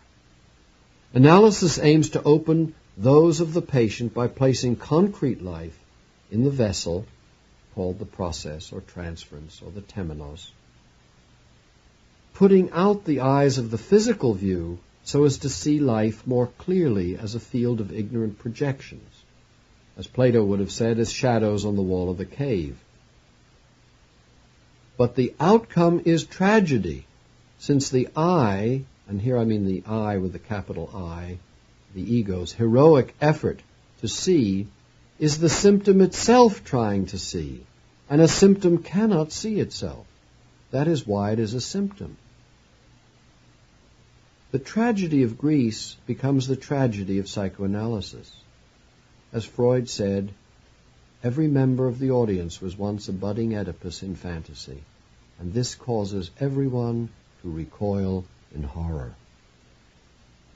The tragic realization that the very instrument I call my consciousness, and which I am using right now as I'm talking, to analyze the tragedy of Oedipus, is itself Oedipal, That makes me recoil, not because of my fantasies, but because the horror is my own consciousness. So analysis cannot help but confirm with case after case as empirical evidence the terrible impact of the desires, fears, hatreds, and abuses of childhood. And analysis cannot help but propound every few years new theories regarding the cursing causality of the parental imagos and the formative dynamics of early childhood. Every new theory, from Freud's immediate disciples through Klein, Kohut, and Lacan, including modern Jungianism's fascination with developmental psychology, the mother and father archetypes, sand play, and child analysis, every new theory turns to the same Oedipal ground. The empirical findings and the revelatory theories confirm the myth on which analysis, as Freud said, bases itself. Because we proceed like Oedipus, we think like Oedipus, and so we find what he found. We proceed like Oedipus in our method. We think like Oedipus in searching for self-discovery and looking for the light, and so we find what he found. Were we to imagine therapy differently, say as a work in love with the mythologium of Eros and Psyche paramount, or as a work in generativity and marriage with the myths of Zeus and Hera and their struggles and their progeny, or as a work in imaginative flying and crafting with Icarus and Daedalus, or of Ares in the world of combat, anger, and destruction, or as a world of mimesis, where art becomes life through desire with Pygmalion, or a work in which Hermes or Aphrodite or Persephone or Dionysus plays the principal, then therapy's methods would display an altogether different nature. Would we still be assessing a human soul in terms of its origins? And would origins be equivalent to parents and childhood? See, that belongs to the Oedipus story. Would we still be trying to find ourselves, our true story, our identity? That too belongs to the Oedipus myth. Would we still be solving riddles, reading predictions out of our dreams, treating our fantasies as oracles to tell us who we really are? That too is part of the Oedipus style. Were the methods derived from other myths, analysts would less be fathers and mothers, seers and prophets. Incest and child abuse would not be prime theoretical concepts. Again, incest and child abuse belong to the Oedipus myth. And experiential anchors, they would not be prime theoretical concepts and experiential anchors. And blindness would be relocated from the definition of unconsciousness to the very act of analyzing that unconsciousness. Like Oedipus, our blindness appears in the methods we employ to see. While Oedipus is wholly engaged in the pursuit of himself, different methods would free us from subjectivism. Our sufferings and pathologies would be less about ourselves. Instead, they might refer to the inherent difficulties of flying and crafting, say, to the art of skillful loving, to the heart work of marriage, to the isolation of research, the pain of fighting, or to living right with Gaia's earth. The weariness, the fever, and the fret that harassed the task of writing this paper would be attributed to the paper, the daimones of writing, of public speaking, of Eranos, of Sophocles and Oedipus, not to the me and my problem. Unless we let go of subjectivism, how will the soul ever return to the world, to things as they are, so that they receive the attention they need from us? There are other pursuits, other urgencies than those of self. What is it to make beauty? To serve my city, be a friend, die with dignity, love the world, remember the gods. I named a few themes and a few mythical personages at random. Countless tales move through the forest. The soul's meadows are carpeted with interlacing fictions. Sophocles himself says, according to Dodds, that he held various priesthoods. And the chorus in Oedipus invokes many other gods in contrast to the monomythic hero who maintains a self-righteous devotion to one god only. The chorus asks, "O doer of dread deeds, what daimon drove you on?" Oedipus replies, "Apollo it was, Apollo, friends, who brought these ills." The play itself adumbrates another way of coming to the truth of one's nature. The origin of Oedipus is told by a drunk in a tavern, making superfluous the entire procedure of oracles, prophets, oaths, and inquisitions. I mean, if he had listened to the drunk, he would have known the story without all this mystery. Gossip, drunkenness, and the ordinary fellowship of demos reveal character and fate without the Oedipal method of self-searching inquiry. Others tell you who you are. The play follows this Dionysian track, for it stages in public for all to see the agonizing intimacies of soul. See, Oedipus doesn't listen to others. He's out to find out who he is for himself. That's the Oedipal method. The constraints of our Oedipal fiction nevertheless prevent me from exploring these possibilities. As long as I'm doing a psychoanalysis of psychoanalysis, my thought is limited by the Oedipal method. Insight, clarification, discovery of what is wrong, tracing back to parents and childhood, Apollo, Sophocles, early Freud, little Hans. I cannot chart the roots of other therapies, of craft and skill, of service, of expression, of camaraderie, of worship, of the discipline of beauty, whatever, because the Oedipal method has defined even the metahodos, that is, the method that we are using, becoming conscious as finding self. As long as all these other modes are used for finding self, we're always doing the Oedipal method. Whatever myths may operate in the psyche, whatever contents we might disclose, as long as our method remains search for self as becoming conscious, these other tales will yield only Oedipal results, because we turn to them with the same old intention. We are still seeking a subjective identity by understanding ourselves, and locating this understanding and this identity in a narrative of personal development. We can't get out of this play, this tragedy. Pop polytheisms and astro-mytho-typologies delude us by offering fresh new contents for identifying ourselves. The new contents are nonetheless constrained by the old method of self-discovery. We turn to a goddess not for her sake, her therapia, but for our self-realization. The transpersonal ideals of New Age psychologies defend against Apollonic anxieties with Apollonic idealizations. These serve as counterphobic denials of the tragedy inherent in their search for self. Hence the desperate desire to leave the Greek world altogether for Native American healing rites, Eskimo shamanism, Balinese movement, Zendo sitting, African drumming, Hindu breathing, tantric sex.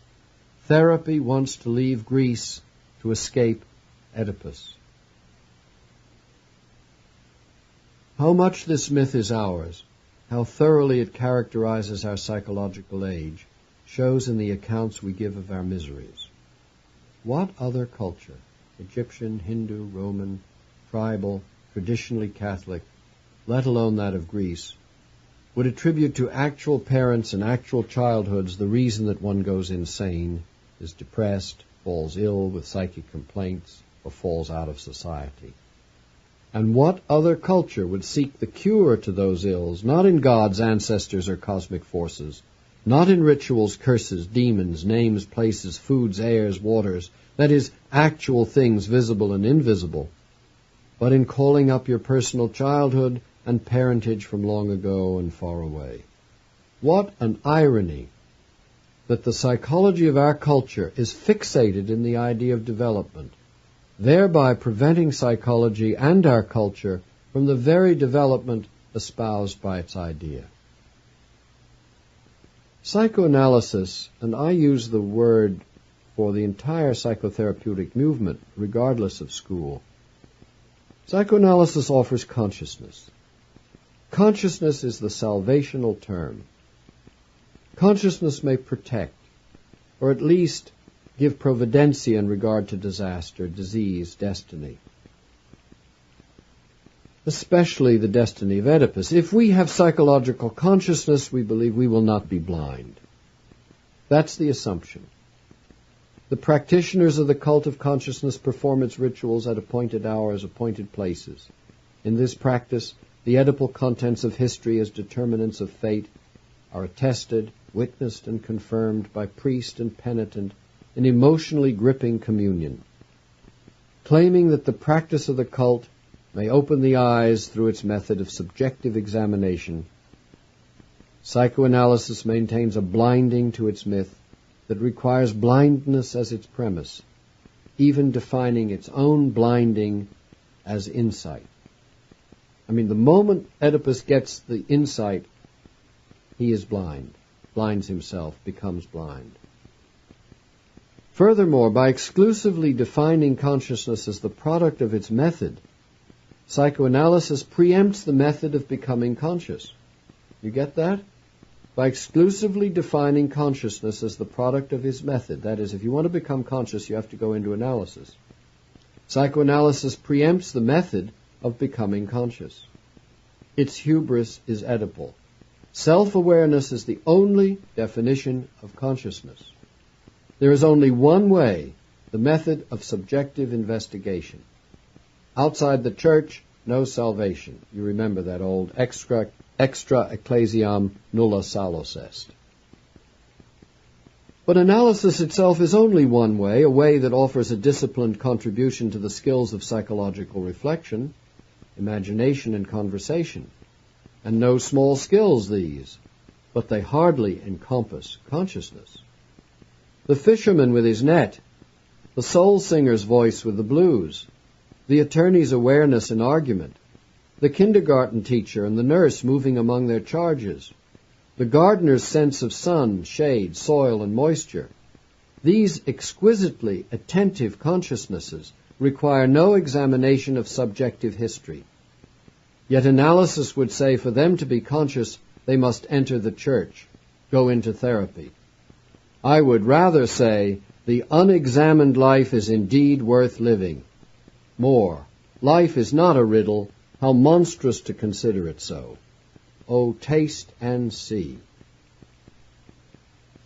I seem to have doomed psychoanalysis by maintaining its tie to Oedipus, from whose tragedy, according to the tragedy, there is no escape. We have learned that substituting another myth or any number of myths will only lead back to Oedipus because of the analytical method. Fortunately, this very same myth does offer a way forward. Freud stops in Thebes with the Tyrannos, Oedipus Tyrannos, the first of Sophocles' plays. Sophocles dreams the myth along, as Jung advised us all to do. Let us move then from Freud to Jung by going with Oedipus to Colonus, that second Oedipus, written by Sophocles in his 90s, soon before his death in this same city, Colonus. So now we're going to be talking mainly about the second Oedipus play, Oedipus at Colonus. There can be, however, no way forward until psychoanalysis takes into itself, as thoroughly and completely as does Oedipus, the reality of its own blind inflation. That's how we get on.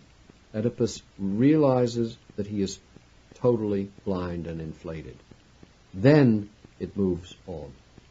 That inflated insistence that it is the doctor of the sick city, of the barrenness and blight lying all around its carefully framed consulting rooms. Our location of psyche in psychology, and thus our imprisoning control of it, our self-centered view of consciousness depriving the world of its mind, our reduction of the unfathomable hodos of the soul to the little tracks of childhood, hearing the gods only in oracles, and that presumption that were we to set an individual consciousness straight, then the city will be well again. This is delusion and this is hubris. Like Oedipus, we move to Colonus only when we recognize the blinding, eye-opening truth that we are the culpable and not the cure. The first description of Colonus comes from Antigone, the very opening few lines. As for this place, it is clearly a holy one, shady with vines and olive trees and laurel. The nightingales make sweet music. The chorus says further of the holy place, in the glade where the grass is still, where the honeyed libations drip, in the rill from the brimming spring. And in the famous choral poem describing Colonus, the nature of Kithyron is utterly transformed. Leaves and berries strong, and wine-dark ivy climbs the bough. The sweet, sojourning nightingale murmurs all day long. Ever through the shadow goes Dionysus, reveller, immortal Maenads in his train. The verses go on telling of clusters of narcissus, crocus, olive trees, and grey-eyed Athene, of the Muses and Aphrodite. There is much about taming horses. Bird song, the sound of waters, the limpid poems themselves show a shift from seeing to hearing. The opening line of the play is a question, the key question to resolving the Oedipal complex. Oedipus asks Antigone, "My daughter, where, I wonder, have we come to now?" In the next 81 lines of the play, Oedipus asks 19 questions. These differ from the questions he asked in Thebes, or were asked him by the Sphinx, or asked of the oracle. He is no longer the furious inquisitor, twisting the shepherd's arm to get the full story. He asks about the place, the nature and behavior of where he is now, and how to adapt to it. "Hide me in the wood so I may hear what they are saying," he says to Antigone. The chorus says to him in the first speech, "Wanderer, can you hear?" Antigone advises him, "We should give in now and listen to them." "Sounds are the things I see," he says. "To be alive is to hear." The chorus describes death as without music, without dance. Oedipus learns the prayer from the chorus by listening, acousai. Where he could not see through in the Tyrannos, in this play, the Colonus, he can hear through Creon's deception. At the close, before he walks away to die, he hears his daughters wailing, hears the signal thunder and the call from the other world. "Oedipus, Oedipus, why are you waiting? You delay too long." The reliance on oracles fades, too. He even refers to Apollo's oracle as ugly. In anima country, the spiritual mode is passing. When one is in touch, who needs far-sighted wisdoms? "There is no felicity in speaking of hidden things," says old Oedipus. "Fewer signs, seers, and prophecies. More listening close at hand." "Touch me," he says to Ismene, his daughter, and to Antigone, his other daughter.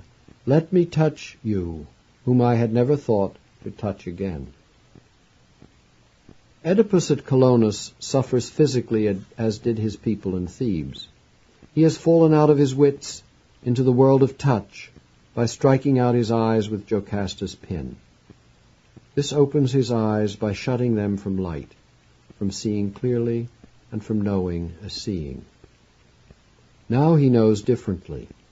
He has descended from the spiritual blinding of his hubris as savior, through the psychological blinding of obsession with family, into the underside of his God, blood crime and catharsis, Phoebus Apollo, now wolf and raven. Only in this final fall is Oedipus revisioned by revisioning himself. Aristotle, in his Poetics, when speaking of fear and pity and the Oedipus, says, quote, "The mythos ought to be constructed," mythos again, plot, "that even without the eye, he who hears the tale, will thrill with horror and melt to pity." Not the eye, but the ear. Catharsis depends not on what we see, but how we hear. Aristotle in this passage, despite the basically Apollonic meaning of catharsis as rational clarification, has made a shift from the tyrannos to colonus, from seeing to hearing. The move from Thebes to Colonus moves the mind from seeing to hearing, moves questioning from what happened to where are we now, moves family from parents to children, and moves children, because it's the children that he's with in the second play, and moves children, tekna, as he called the Thebans and now calls his daughters, from duty to love, moves the revelation of character from inquiry into origins, who am I, how did I get here, to preparation for ends, moves saving the city by action to blessing the city by death, and moves piety from oracles to libations. These moves have brought Oedipus into anima country. Colonus is described as argeta, silvery, radiant, white. This is the new land and a foreign land for a hero. So these moves suggest another one, from Freud to Jung, a move within the myth of analysis which is our main reason for revisiting Oedipus. In the Colonus, anima and images are more the method. The hollow pear tree where Oedipus sits down and undoes his filthy garments, Antigone in the wild forest without shoes beaten by the rains, Ismene smiling, wearing a wide sun hat as she returns on a Sicilian pony, the simile for Oedipus's suffering like a wild wintry rack of waves breaking over him, coming on forever. All these images. Anima takes the lead in the person of Antigone, who provides the path, the way, the hodos, the daughter. He calls Ismene the other, and Antigone, my children and sisters, for of course they were. They were both his children with his mother and his sisters from his mother. Incest shifts from literalism and taboo to sister-daughter. And there's an accompanying double sense that guides his way. Gods are invoked of whom we heard little before. Hermes, Persephone, green Demeter, Ares, who brought anger on Oedipus and fiery plague on Thebes, and bright-burning Phoebus, too, fade their force. The blindness of Oedipus and of Tiresias are supplemented by the blindness of the unquiet soul. My eyes are blind with tears. I'm crying for you, Father, says Antigone. To wipe them clear of sadness is impossible. This land flows with waters. It belongs to Poseidon. Rather than detection of wrong and correction of it, submission to his terrible life, to death, the gods, and to Theseus, the younger king. The bond between Theseus and Oedipus repeats and redeems the homoerotic love so disastrous for Laios. Although the ancestral before his birth curse of Thebes continues in Oedipus's cursing of his own sons, who have driven him out, he gives his blessing to another man's son, Theseus. The feeling between them is conferred not by forceful passion in the style of Laios, but by submission. Oedipus transmits the power of blessing by surrender to his weakness. He says to Theseus, I come to give you something, and the gift is my own beaten self. Does this indicate how the old fathering analyst advances the homoerotic transference between junior and senior men? The relationship advances to a blessing not because the elder confers status, wisdom, or protection, but by his beseeching refuge for his beaten self in the younger's territory. He says, "For Oedipus is not the strength he was." Yet he says, again a quote, "When I am nothing, my worth begins. When I am nothing, my worth begins." Surrender as blessing. Freud, too, says this is the way of passing the Oedipal complex. Submission to the other without fear of castration. Though the man to whom one submits, Sophocles might have added, must be a virtue, for Oedipus submits neither to Creon nor Polynices. That passing, as it's called in psychoanalytic language, that dissolution of the Oedipus complex, Freud's term is Untergang, going under, occurs graphically in the Colonus. Oedipus leaves by way of a steep downward path at the end of the play. Whether as submission, or as a second undersense, or as underworld, the way down of Oedipus is the way up of the psyche. The messenger describes his going. Some gentle, painless cleaving of earth's space, for without wailing or disease or pain, he passed away, an end most marvelous. In this play, analysis itself seems surpassed, for contentment yields understanding rather than understanding contentment. Finding out is not the way, does not yield meaning, nor does it save from tragedy. For as Oedipus says and as Freud repeats, the tragedy was all known long ago before birth. The focus is no longer remember what happened. Instead, Oedipus says in his final line, remember me, himself passing away into memoria, into the marvelous, conscious of becoming myth. And of course that's what we are doing, remembering Oedipus. Neither knowing nor truth nor meaning matter so much in anima country. Instead, hearing, beauty, nature, blessing, loyalty, service, dying, and love. He says to Antigone, "Press close to me, child. Be rooted in your father's arms. Rest now from the cruel separation, the going and coming." And at the close to his daughters, he says, "Children, this day your father is gone from you. Everything about him dies. This rigorous attention to his needs may now be dropped. I know how hard it was. Yet it was made lighter by one word, love." Many changes between Tyrannos and Colonus, but not the character of the main character. Oedipus is still a savior hero, before of Thebes and now of Colonus, by protecting it with his tomb. He still asks questions and wants to know. He still relies on his wits in dealing with Creon and Polynices. He's still sent by Apollo, declaring himself a sober, wineless man, who expects Apollo's word to be fulfilled.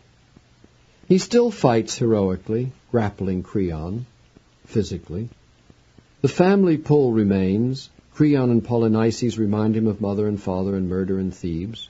They want his daughters and his death to be located in the old place.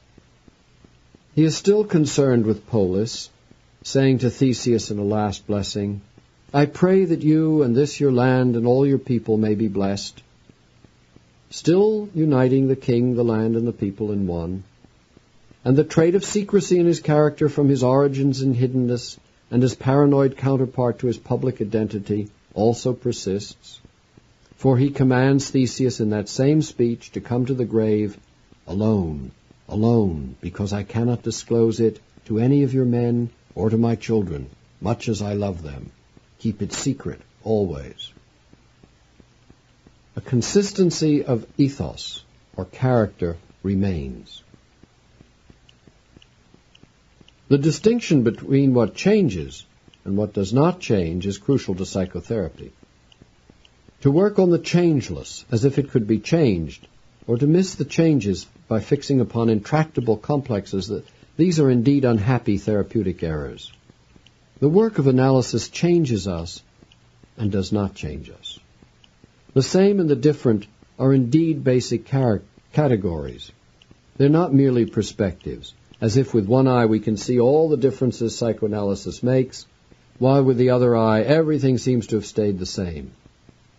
Oedipus provides a background for this crucial distinction between what does and what does not change.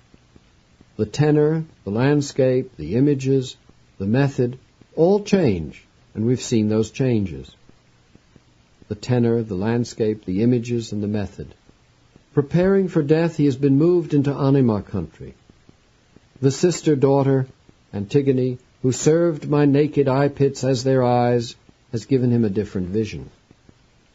Analysis can learn from this that its work is less to change character than to release soul from the tyranny of character, to distinguish between ethos and daimon, and so to serve daimon, a therapia of daimon.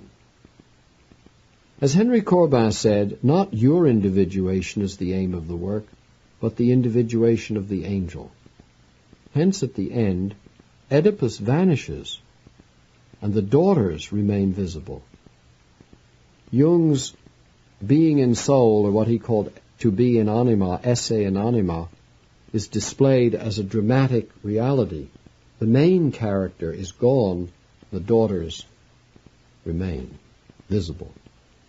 The process of analytical work is artistically delayed, as Freud said, though not, as he said, to unravel and disclose. Step by step, the vision of the daimon leads the blindness of character, as Antigone leads Oedipus into a foreign land, the White City, la terre pure.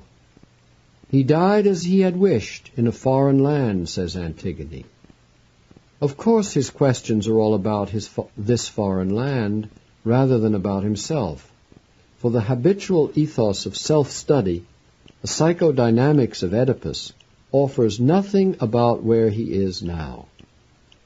The land has changed, because the anima daimon has changed, from killing mother, mountain, to benign grove of goddesses, from Furies to Eumenides, from suicidal queen mother wife and suicidal sphinx and possible nympholepsy to loving sister daughters.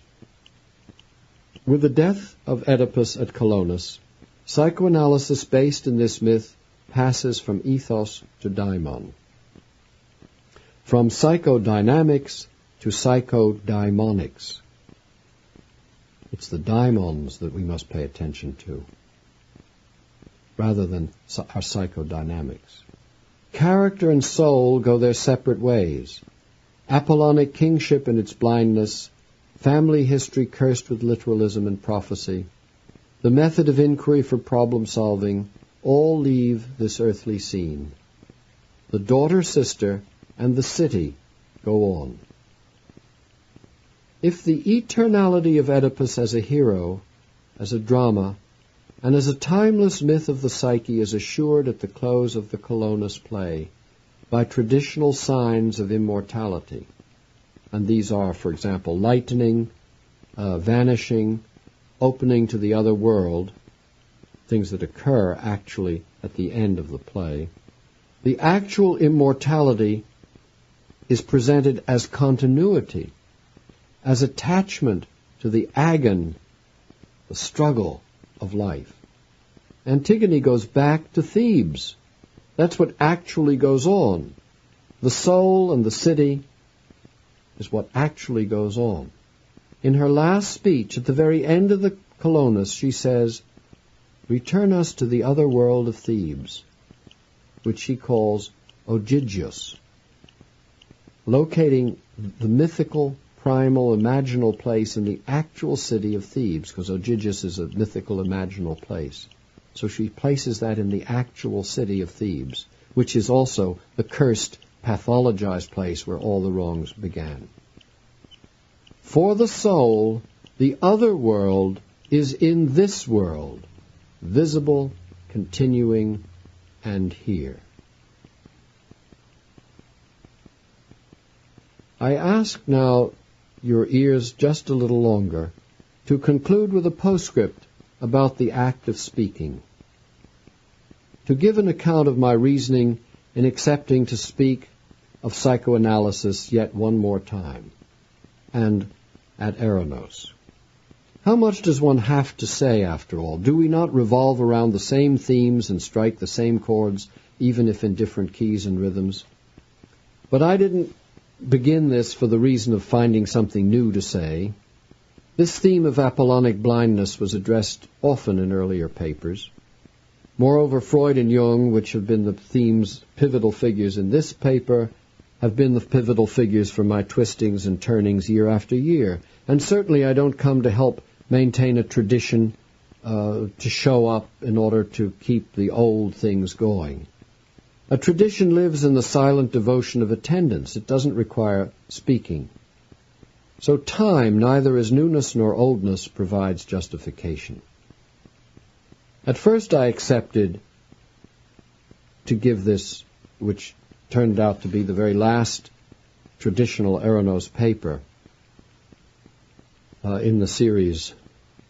I first accepted out of loyalty and affection and a need for the nourishment given by this picnic, which is what Eranos meant, the word. But I have since recognized that the presentation of this paper is a presentation of self, of Oedipal self, of a blind man in a sick city struggling with the Apollonic curse of his world, psychoanalysis. The play brought words of self-revelation. I did not realize at first that I was in the play, that the drama was so powerful, Freud so keen-scented, and that this play plays through the inquiring mind and heuristic method of our culture, from which I have not escaped. I did not recognize that it was I who could not hear to the heart of my own discourse. Even my asking and answering, why did I come? Why do I speak? That too is Oedipal. Only when Oedipus goes under the hill, only as he walks away from us, might the nightingales, the freshening waters of Poseidon, and the greening of Demeter touch our field, a psychology of anima released from the tyranny of Oedipus. Oedipus, Oedipus, why are you waiting? You delay too long to go. Thank you for listening.